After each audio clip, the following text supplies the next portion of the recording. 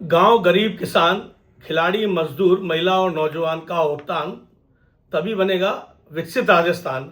और निश्चित रूप से राजस्थान का जो बजट आज हमारी वित्त मंत्री दिया कुमारी जी ने प्रस्तुत किया है, उसमें साफ साफ देश के प्रधानमंत्री मोदी जी का विजन और भजन लाल जी की कर्मण्यता नजर आती है कि किस प्रकार से कर्मशीलता के साथ में राजस्थान को लगातार विकसित बनाने के लिए वो काम कर रहे हैं।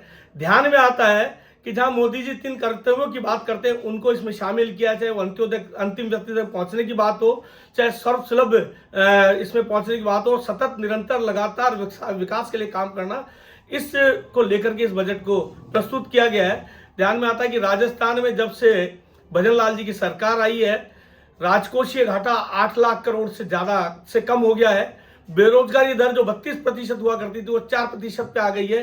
महंगाई दर भी 1% से कम पर रह गई है। और न केवल महिलाओं की, न युवाओं की, किसानों की, सबकी चिंता इस बजट में की गई है।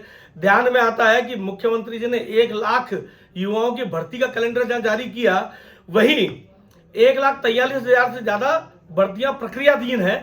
तो युवाओं की रोजगार की चिंता के साथ साथ मुख्यमंत्री स्वरोजगार योजना में 10 लाख तक का ऋण अनुदान के साथ देने का जो इस बार की घोषणा की है, वो अपने आप में काबिले तारीफ है। निश्चित रूप से विगत बजटों में जो घोषणाएं हमने की थी, उनको हमने पूरा किया है। स्थिति यह है कि हमने जो 2718 घोषणा 2 वर्षों में की थी, जो हमने उसको इंप्लीमेंट करने की स्थिति में आज 80% से ज्यादा घोषणाएं हम पूरी कर चुके हैं। और ध्यान में आता है कि मुख्यमंत्री जी ने जो चुनौती दी 2 साल बनाम 5 साल, उससे घबरा करके आज विपक्ष घबराया हुआ है। केवल मात्र यही नहीं, आधारभूत ढांचे को जिस प्रकार विकसित करने की बात की है, सुदृढ़ राजस्थान की बात की है, समृद्ध राजस्थान की बात की है, शहरों के सुदृढ़ीकरण और सुदृढ़ीकरण के लिए भी पैसा दिया है। वहीं स्वास्थ्य सेवाओं में भी लगातार पैसा देने की बात हमने की है।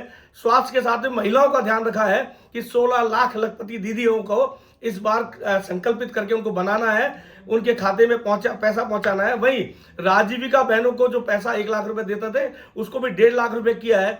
वहीं राम जल सेतु परियोजना ERCP के 26,000 करोड़ के कार्यादेश जारी करके ERCP से राजस्थान की प्यास को बुझाने का काम तो किया ही किया है।